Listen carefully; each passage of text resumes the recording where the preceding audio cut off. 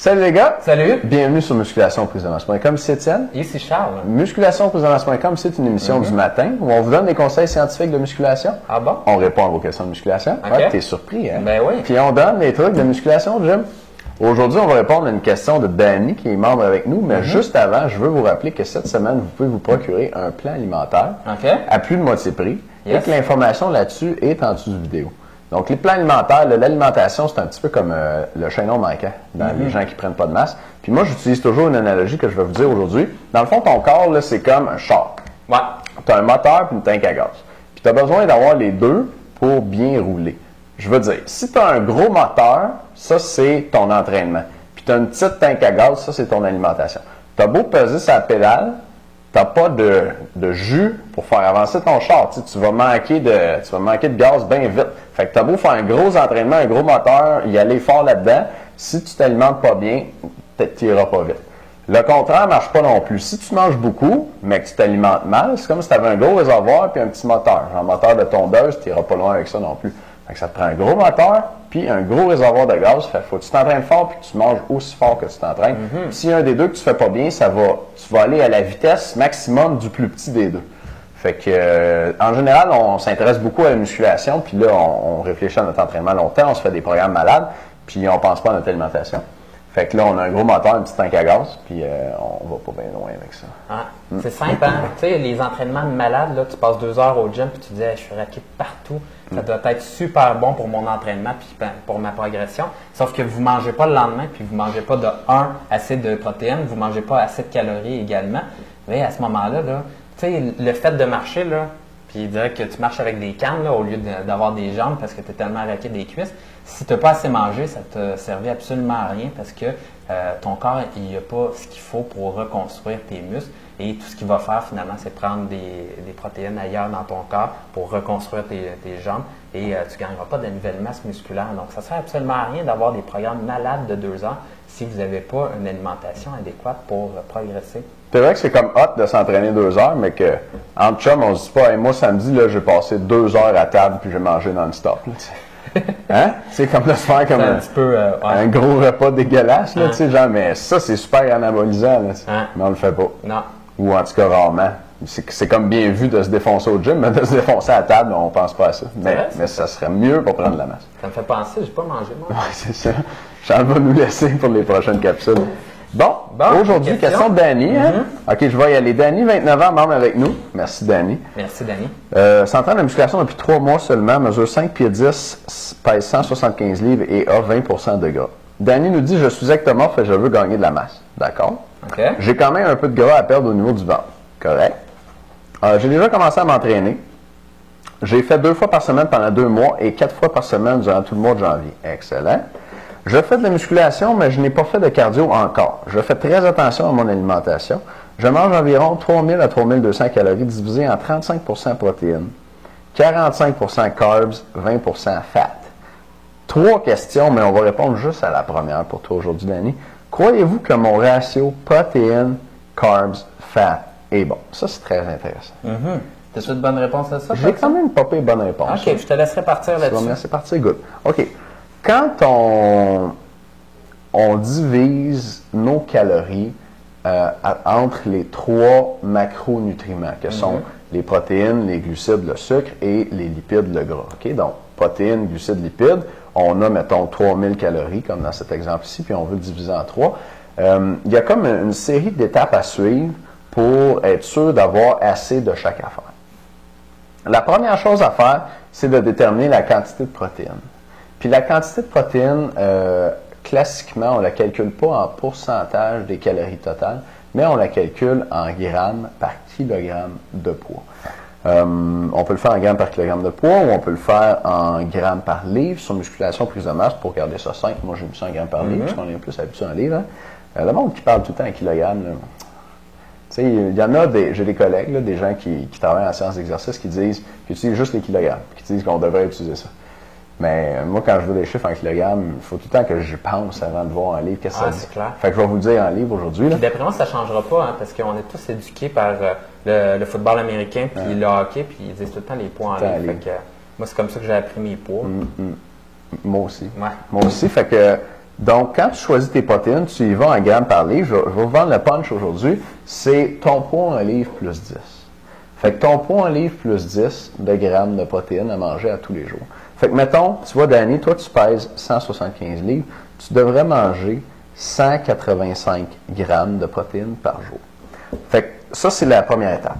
OK? Tu as ton 185 grammes de protéines. Là, tu calcules, ça équivaut à combien de calories?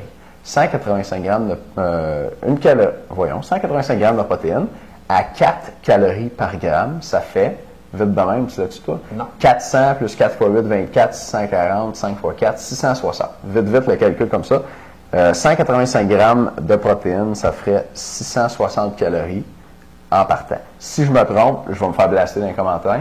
C'est pas grave, mais vous comprenez le principe, OK? Fait que là, j'ai mon 660. Fait que je soustrais 660 à 3000.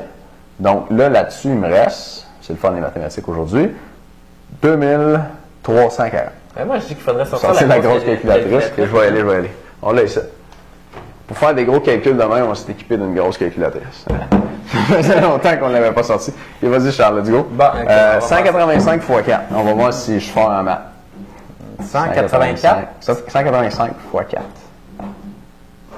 À 740. 740, on était quand même assez loin. Un petit peu à côté. Ouais, quand même. Une mauvaise réponse. OK. 3000 moins 740.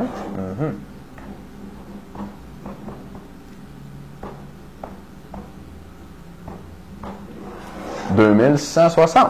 Fait que Danny, tu as mangé tes 185 grammes de protéines. Ouais. Tu as multiplié ça par 4 pour avoir le nombre de calories. Tu as soustrait ce nombre-là à 3000, il te reste? 2260. Il te reste 2260. Fait que là, ton 2260, tu le divises entre tes glucides, ton sucre, puis tes lipides, ton gras. Puis là, la division, elle est moins nécessaire, elle est moins obligatoire. Il y a deux façons de faire classiques, si on veut. Il y a des gens qui vont y aller principalement dans les glucides, comme tu as fait. 45 glucides, 20 gras. Fait que toi, tu es allé surtout du bord des glucides. Ça fonctionne bien pour les gens qui aiment manger des pâtes, du pain, du riz, des patates, qui ont de la misère à résister à la poutine le vendredi soir. Là. Tu manges des glucides. Puis les glucides, c'est cool, ça aide à s'entraîner fort. Puis il y a des gens qui fonctionnent très bien sur les glucides. Par contre, il y a des gens qui fonctionnent moins bien sur les glucides, puis qui pourraient avoir intérêt à mettre plus de calories dans le gras, pour avoir ce qu'on appelle une diète faible en glucides ou low carbs. Puis là, une diète low carbs, il y a bien du monde qui n'aime pas ça, surtout si vous parlez à un ou une nutritionniste, là, il va vous dire que vous allez aller en enfer si vous suivez une diète low carb, puis que moi aussi je vais y aller parce que je vous en parle aujourd'hui. Mais ouais, mais c'est pas... On va tous être ensemble, on va tous se revoir là-bas. Ouais, mais on va faire un méchant party. Puis c'est pas la fin du monde les diètes low carbs. Puis il y a des gens qui fonctionnent mieux sur les diètes faibles en glucides que sur des diètes riches en glucides. Ce qu'on nous dit, c'est que ces gens-là sont mieux capables de se concentrer, leur niveau d'énergie est plus constant dans la journée, puis ils se sentent même plus forts, plus performants, mieux en contrôle. Le seul hic, c'est que si vous faites des entraînements longs ou une activité sportive, vous allez avoir de faibles réserves de glycogène, qui sont les réserves de sucre dans le corps. Et le glycogène, c'est une bonne source d'énergie rapide.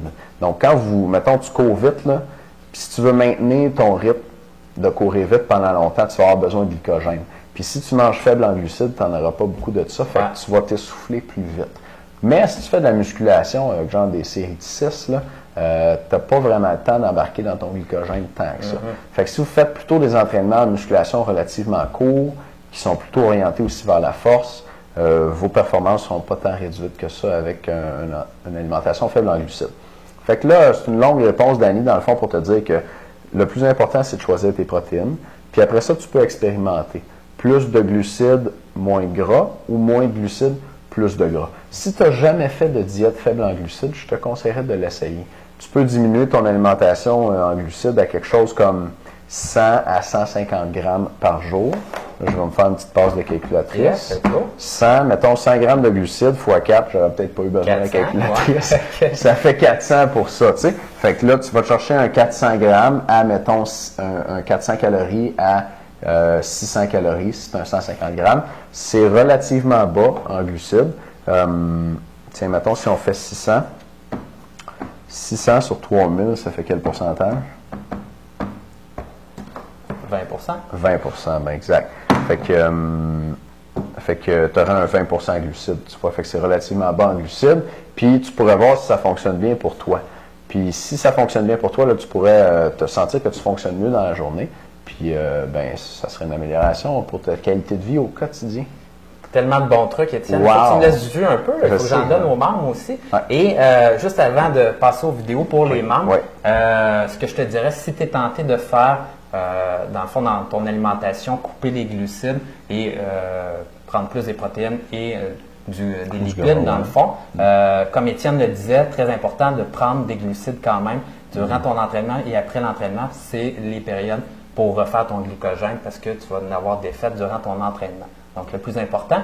Et je vais vous donner le truc ultime dans le prochain vidéo pour les membres pour savoir si vous avez de la difficulté à tolérer les glucides, si vous êtes mieux dans le fond avec un régime plus fort en lipides, protéines, ou vous êtes mieux avec un régime plus fort en glucides. Et avec le test, vous allez le savoir en dedans de 4 ou 5 heures. J'aime ça, Charles. Pas pire, ça? Moi, j'aime ça quand c'est instantané. Instantané. On veut savoir ben, tout ça. 4-5 heures, c'est pas instantané, mais ça devrait pas trop vous prendre de temps, vous allez le savoir. J'aime ça. OK, on se revoit dans la prochaine vidéo. Si vous n'êtes pas membre, vous pouvez vous abonner pour voir la prochaine vidéo. Et puis, cette semaine, n'oubliez pas, les plans alimentaires sont à 50 %. Les membres, on se revoit dans un instant. Les non-membres, on se voit demain. À bientôt. Salut.